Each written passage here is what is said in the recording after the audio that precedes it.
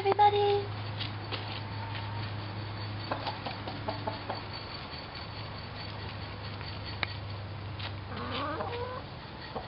Here we have a really nice secretary bookcase, late Federal, early Sheraton, probably built around the year 1800. It's in really good shape. It has very nice reverse glass paintings down here. I think are a little unusual. There's a piece of molding that's come off here on the side that we have. There's a few drawers that need to be re-glued, a few minor things. But the main thing that's wrong with it is that here on the doors, between the pieces of glass, which are called lights, between the lights are mullions, which they've covered with an inlay, which is inherently weak. And over the years, it's come loose and fallen off in many places. Luckily, there was a fair number of pieces that were saved and that we'll use. We've already started, as you can see, all these pieces of green tape are pieces that were saved that we've been figuring out where they go in the puzzle. Anything that's missing, we're going to have to replace. Luckily, I have found some really nice inlay that is almost a perfect match for this, so we'll be able to use this inlay to fill in all these missing pieces. The first thing we're going to do is replace this cracked piece of glass. And so I'm going to take a heat gun and heat up the putty around here and get that putty out.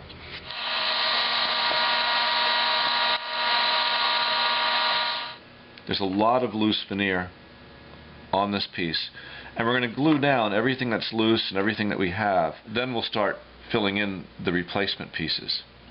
So I take a piece, scrape the old glue off as much as I can. This is very delicate.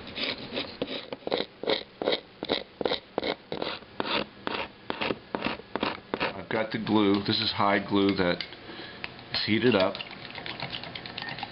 You can see here that we're just gluing this inlay down to this very thin piece of wood.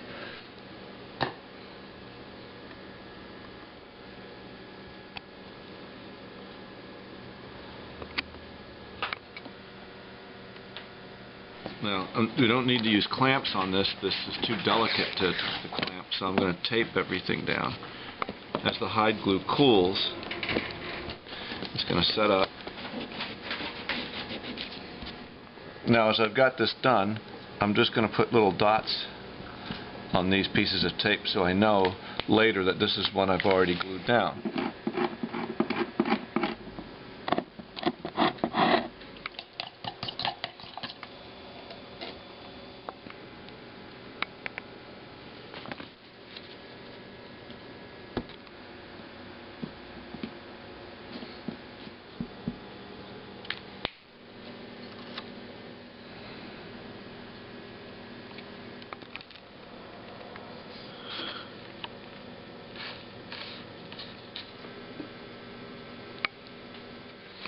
Okay, so now we've got almost all of the existing loose inlay that we had glued down. And now we've got to go and start filling in where the inlay is missing, the pieces that we don't have. I got from a friend some inlay. This is very old inlay that matches this inlay just about perfectly. It's very similar. Very, very similar. It's a little wider, which is good. And so what I did was I took a piece of this inlay. It's thinner than this inlay. And so I glued a piece of 16th inch mahogany on the back. And now I can fill in the straight pieces. In fact, here's where I filled one in already. And I planed it down to the proper width and sanded it down to the right thickness and glued that down. A tougher thing to do is we have to make pieces that fit these curved areas here. So the first thing I want to do is draw this curve. So I'm going to take a piece of cardboard. I'm going to mark the center there. Try to line it up there. I'm going to hold this along this curve as best I can.